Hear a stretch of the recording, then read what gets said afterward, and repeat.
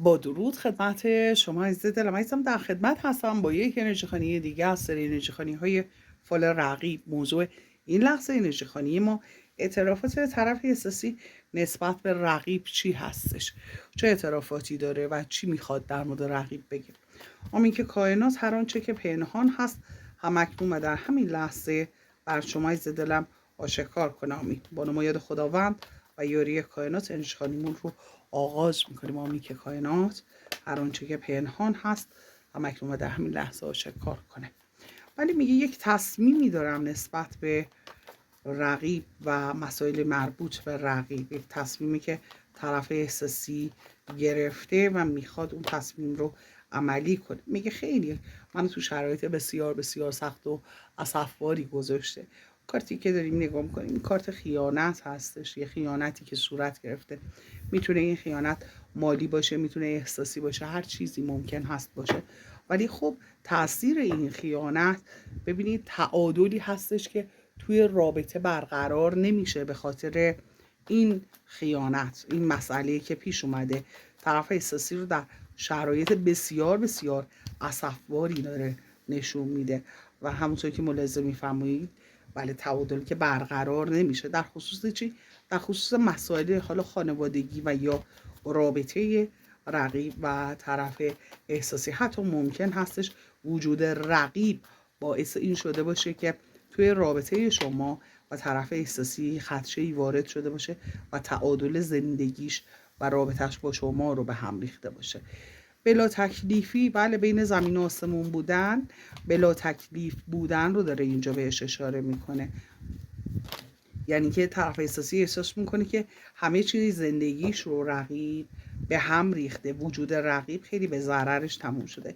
3-4 وعده هستش که رابطه اصلا خوب نیستش و توی این شرایط بلا تکلیفی 3-4 وعده هستش که طرف احساسی بین زمین و آسمون هست، دقیقا نمیدونه کجای رابطه هستش و چی به سرش اومده و آیا این رابطه ادامه میتونه پیدا کنه یا نه. یک بلا تکلیفی رو، بیماری روحی، بیماری جسمی رو داره بهش اشاره میکنه. مسئله دیگری که کائنات داره بهش اشاره میکنه جام احساسی که بین دو نفر رد و بدل میشه رو میخواد بهش اشاره کنه. میگه میخوام جام احساسم رو به فرد دیگری بدم. میگه این یه چیزایی رو از من دزدیده، یه چیزایی رو از من گرفته و من میخوام تغییراتی توش به وجود بیارم.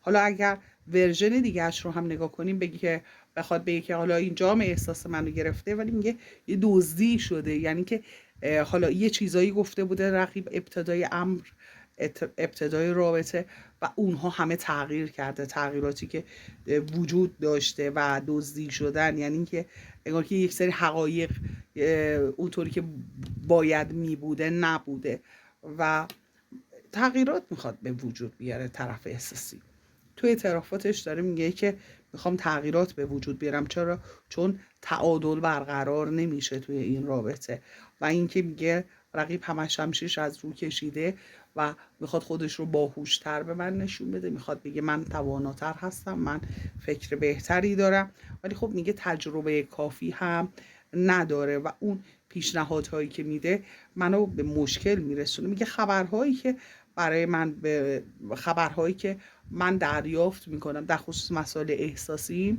میگه که این مسائل رو هم خیلی زیر نظر داره. مثل اینکه حالا رابطه شما با طرف احساسی هم توی رابطه رقیب و طرف احساسی تاثیرگذار هست. رقیب خیلی سر شما با طرف احساسی درگیر هست، اختلاف داره، حالا چه شما رو بشناسه چه نشناسه. مثل اینکه میدونه که طرف احساسی با فرد دیگری در ارتباط هست، در رابطه هستش.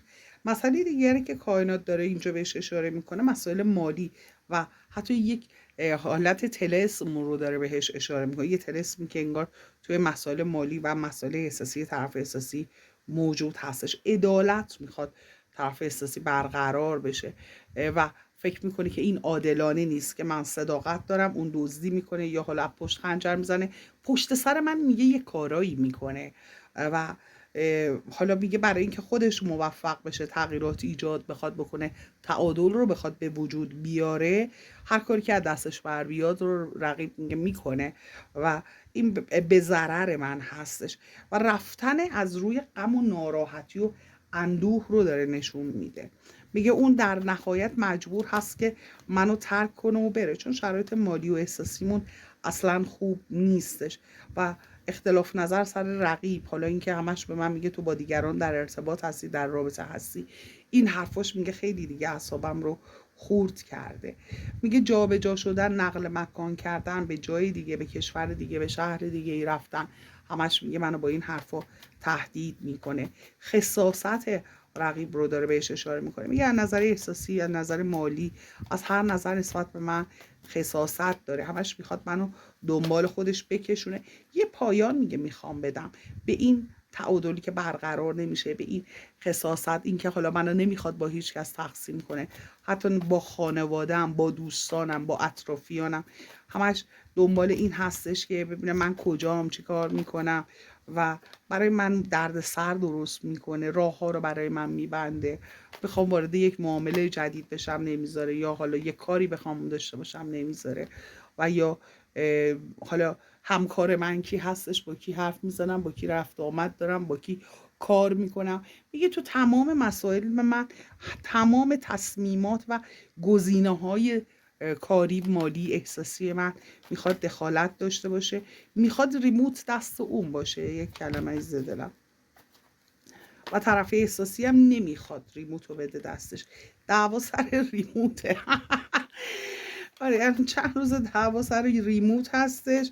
و مسئله دیگری که طرف احساسی خیلی معترض هستش، میگه که این جابجایی هایی که پیش اومده، این مسائلی که پیش اومده، حالا از یه خونه به یه خونه دیگه رفتن، از یه رابطه به رابطه دیگه رفتن، یک سری تغییراتی بالاخره به وجود اومده دیگه وقتی رابطه رقیب و طرف احساسی شکل گرفته. میگه هر جور که نگاه میکنم میبینم زحمت های خیلی زیادی کشیدم، اما دستاوردم یا محدود بوده یا انقدر ناچیز بوده که هیچ چیزی اینجا گیر من نیومده و هیچ جوره به نفع من نبوده. میگه وقتی نگاه میکنم و میگه که دعاهایی که حالا معجزات، یا حالا دعاهایی که کردم و خواستم که حالا به دعا کردن یا به معجزه میخواد ارتباط بده کائنات، و یا اینکه حالا دعاهایی که شده بیشتر بتونیم بگیم، چون شرایط کنارش شرایط یک معجزه رو نشون نمیده. دعاهایی که کرده، حالا یا اون دعا جادوهایی که رقیب کرده، میگه که اون همش به خشم بوده و عصبانیت بوده، یا خود طرف احساسی اگر شنیده که دعا شده، جادو شده، حالا اومده رفت و باطل کرده، بیشتر روی اون کارایی که خودش کرده اینجا داره صحبت میکنه. میگه یعنی من هر کاری که دستم بر اومده کردم برای این رابطه، هر کاری که دستم بر اومده کردم، ولی خب نتیجه ای نداشته. میگه خشم بیشتر و یک پایان تلخ و غم انگیز رو میگه حالا اینجا داره نشون میده. میگه من عصبانی شدم یه موقع ها، حالا اون با من خوب رفتار نکرده، یه موقع من عصبانی هستم، اون میاد یه پیشنهاد کوچیک میده که این رابطه رو بتونه کشش بده و میگه که با اینکه رابطه خوبی نیست، ولی نمیدونم چرا این انقدر اصرار داره که این رابطه رو نگه داره. یه موقع‌هایی از رفتن حرف میزنه، یه موقع‌هایی هم میخواد رابطه رو حفظ کنه، انگار که میخواد بگه رقیب هیچ تعادلی نداره نسبت به فکرهاش.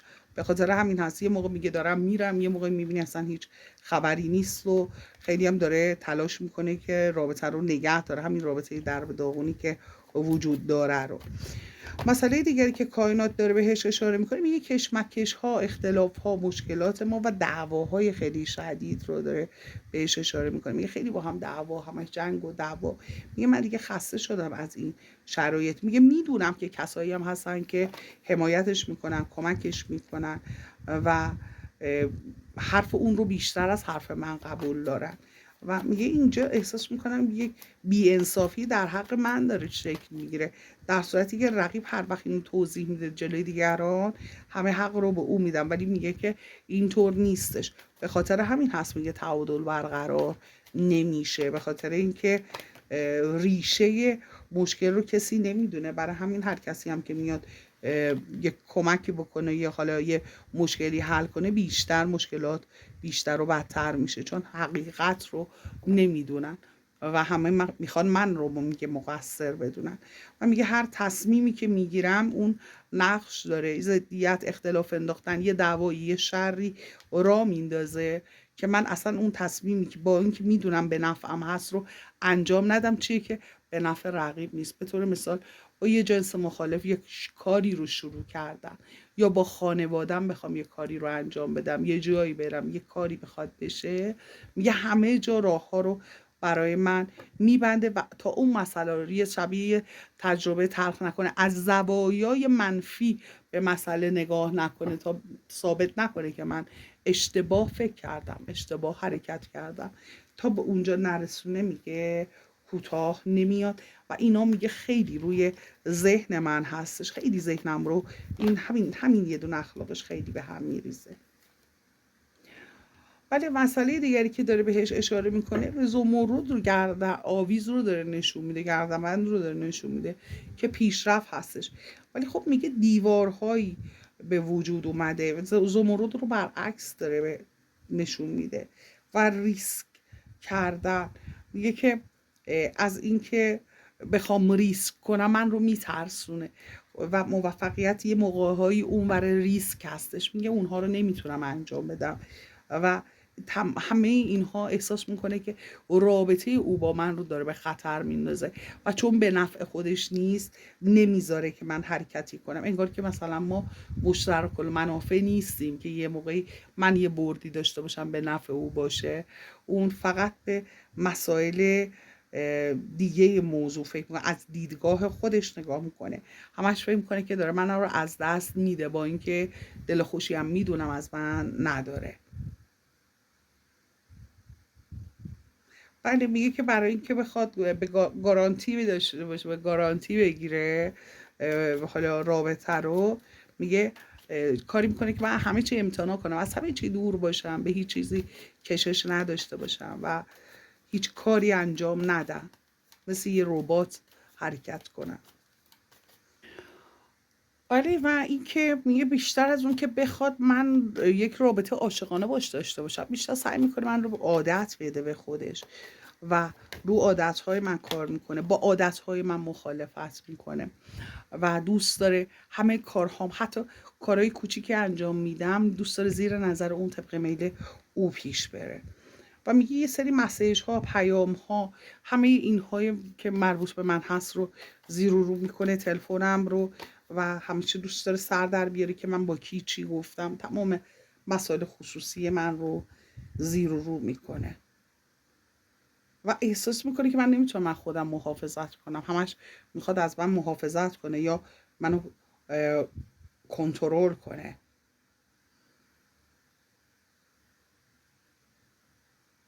بله، یه چیزایی رو میگه همش به طور همیشگی، به طور دائم کنترل میکنه و نمیذاره نفس بکشم. میگه حتی نمیذاره نفس بکشم.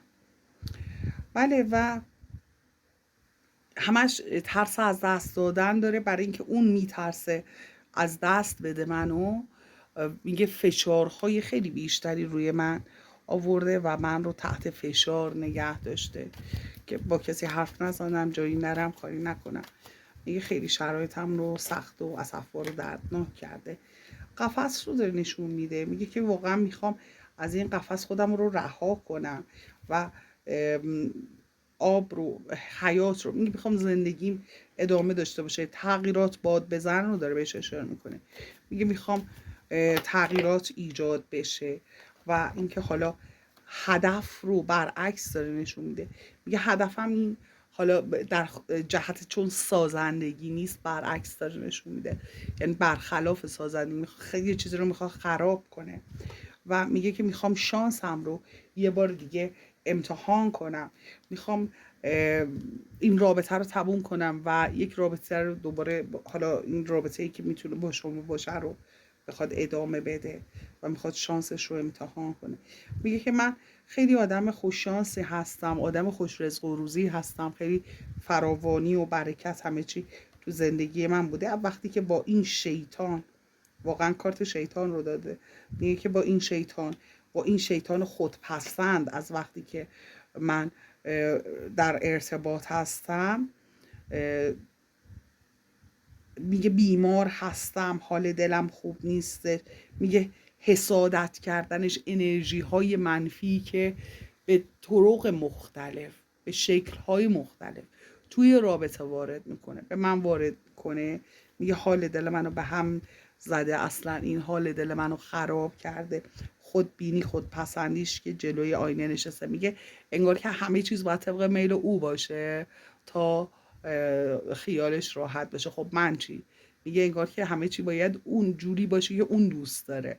یعنی که حالا اگه توی یه رابطه یه نفر قرار خوشبخت باشه، اون هست اون یک نفر. یعنی اینجوری فکر نمیکنه که توی یه رابطه باید هر دو راحت باشن، هر دو خوشحال باشن.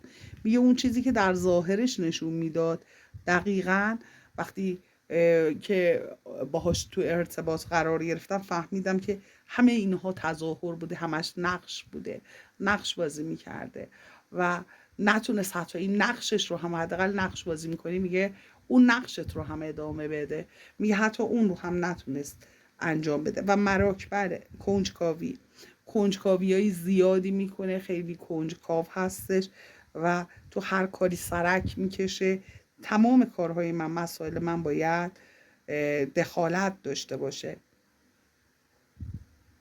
بعد تو تمام مسائل کارها میگه دخالت داره و همه چی رو باید سر در بیاره، انگار که هر چیزی تحت کنترل او هست. مثل که مثلا من برای خودم عقلی ندارم. این کارتی هم که این ور افتاده بود رو هم نگاه کنیم. بله، عقل ندارم، این کسی که حالیش هست فقط او هستش و من همش محتاج خودش میخواد نگه داره، از نظر احساسی، از نظر مالی، از نظر اجتماعی، همه رو اطراف من بتارونه، فقط خودش بمونه.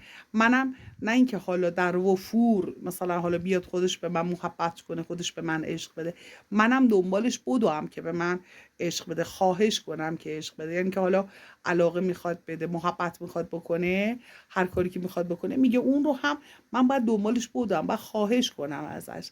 یعنی یه چیزی که من دارم، اطرافیانی دارم که میتونن به من محبت کنن، به من عشق بدن، دوستان، عزیزان، خانواده، میگه اونها همه برن کنار و من محتاج او بشم و او هم اونجوری که دلش میخواد منو بچزونه و بدونه و به جایی که من پیشرفت داشته باشم، پس رفت داشته باشم. ولی ادامه میدیم ببینیم دیگه چه درد دلی دیگه. خیلی واقعا باید گریه کرد به حال این طرف احساسی هم، مثل که بله زهر رو داره بهش اشاره میکنه. میگه این رابطه شبیه یک جام زهر هستش و خیلی برای من تلخ و دردناک هستش. هیچ چیزی اونجوری که دوست دارم پیش نمیره و میخوام که با یک بانو میخواد صحبت کنه در خصوص این مسئله، دنبال یک راه چاره هست. ممکن هست این بانو هم مادرش باشه تا اینکه این بانو بهش یک راهکار بده. بله و این که بله این همون فراوانی بود که خوندیم و در اینجا بله میگه که یه حالتی به هم دست داده، انگار که توی خواب بودم، از این خواب بیدار شدم. حالا دو جادوهای رقیب باطل شده چی هستش، میگه از اون خواب بیدار شدم و با حقایقی آشنا شدم، حقایق رو دارم میبینم و این نقشه‌ای که این فرد برا من کشید، میگه خیلی برام گرون تموم شده و انرژی کف دست میدونی دیگه بالاترین سطح انرژی هست. میگه که به آگاهی رسیدم و فهمیدم که این یه چیزایی رو برعکس کرده، حالا با دعا و جادو، با هر چیزی یه چیزایی رو برعکس کرده، یا حالا یه دانشی داشته که از اون دانش علیه طرف احساسی استفاده کرده و شراب تلخ رو داره بهش اشاره میکنه، سرگذشت تلخ رو، و میگه خیلی شرایط سخت و دردناکی رو با این رقیب داره. ولی عزیزه دارم چه تا این لحظه لایک سابسکرایب نکردی، لایک کن، سابسکرایب کن، از چنل خودت حمایت کن. در نور باشید.